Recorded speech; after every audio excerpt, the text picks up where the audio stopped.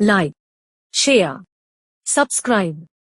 The messenger of God, Muhammad, peace and blessings be upon him, began sending letters to the kings, princes, and leaders of the Middle East at the end of the 6th year of the Hijra, corresponding to 628 AD. The Persian emperor responded by tearing up the letter and sending 2 of his elite soldiers to capture the messenger of God, peace and blessings be upon him, and bring him to him. The Muslims captured them and brought them to the messenger, who informed them of the Persian emperor's murder at the hands of his son and the internal struggle within the royal family over power. He asked them to return. Meanwhile, the Ghassanid dynasty, affiliated with the Byzantine Empire, killed the messenger and clashed with the Muslims in the Battle of Mu'tah. They decided to invade Medina, but the messenger of God, peace and blessings be upon him, surprised them in the Battle of Tabuk. Both the Persian and Byzantine empires declared war on the Muslims from the beginning. During the Ridda Wars, Abu Bakr al-Siddiq, may God be pleased with him, sent a detachment led by Usama ibn Zayd to attack the lands of the Byzantine Empire. After successfully completing his mission, he dispatched the 11th Battalion, led by Khalid ibn Sa'id, may God be pleased with him, to secure the region.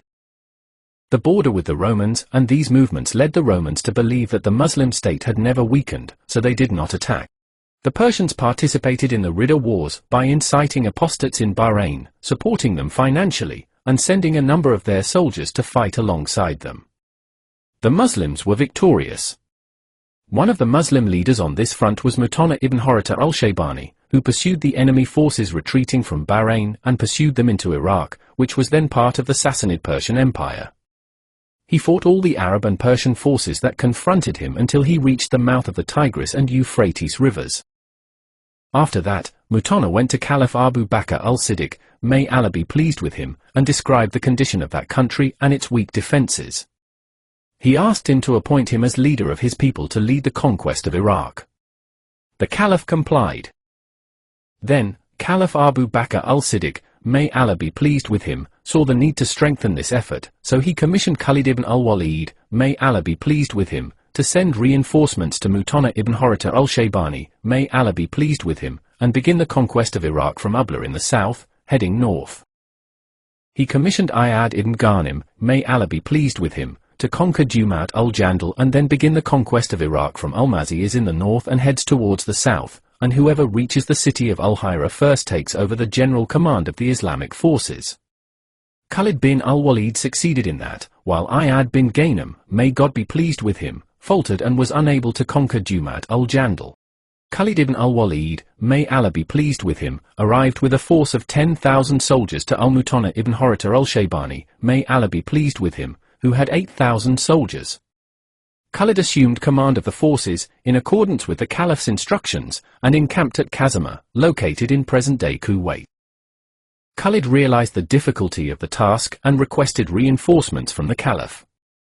Abu Bakr, may Allah be pleased with him, responded by sending Al-Qarqa ibn Amr al-Tamimi, may Allah be pleased with him, a man with 1,000 men, and sent Abd ibn Auf al-Himyari as reinforcement to Iyad ibn Ghanim, may Allah be pleased with them. The Muslims offered Hormuz, the ruler of Iraq, the choice of Islam, tribute, or fighting. He chose the third option and moved with an army of 40,000 to 80,000 fighters toward Kazima. Khalid then moved to Al-Hafir.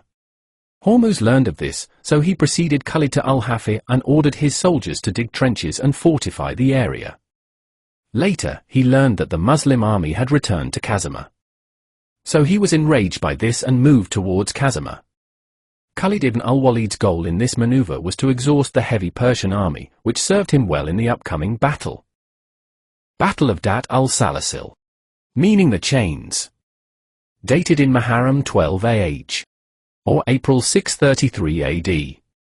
Location: Kazima, Kuwait. Sides of the battle: the Islamic army led by Khalid ibn al-Walid, about 18,000 soldiers. The Persian army led by Hormuz, about 80,000 soldiers. Events: Hormuz chained every 10 of his infantry together to prevent them from fleeing the battle and force them to fight to the death. He placed his cavalry on their right flank led by Kubad and others on the left flank led by Anushjan. Then he challenged Khalid ibn al-Walid to a duel. He had agreed with a number of his cavalry to betray Khalid, may Allah be pleased with him, during the duel and kill him. Al-Qaqa ibn Amr al-Tamimi became aware of this plot and helped Khalid kill these cavalrymen while Khalid killed Hormuz. Then the two armies clashed, but the Persians did not hold out against the Muslims for long. Qubad and Anushjan fled with a number of cavalry, while most of the infantry were killed because they were chained. This was the reason for the battle was given this name. The Muslims conquered Kazima and sent a fifth of the spoils to Medina, including numerous chains and the crown of Hormuz, worth 100,000 dirhams. They also sent a war elephant with the Persian army. Many Arabs, who had never seen elephants before, were surprised. Some women from Medina wondered whether it was created by God or by humans. After the Muslims' victory at the Battle of Dat al-Salasil and the conquest of the city of Kazima, Khalid ibn al-Walid sent the vanguard of the army, led by Suwaid ibn Qutbah, to besiege Al-Abla, a fortified city. The city's garrison came out, ready to fight him outside the walls, when they saw his small force. However, he did not engage them because night had approached. The next day, Khalid ibn al-Walid arrived with the rest of the army, and 18,000 soldiers gathered around the city walls. The garrison took refuge inside. Khalid learned of this, so he set out on the road to Al-Hira, giving them the impression that he intended to conquer it. He left Suwaid and his men besieging the city.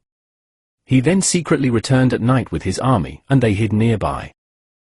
When morning came, the city's garrison get out to fight the vanguard of the army. After engaging them, Khalid attacks with the rest of the army, defeating them, and conquering Al-Abla. The spoils were divided, with each infantryman receiving 1,000 dirhams.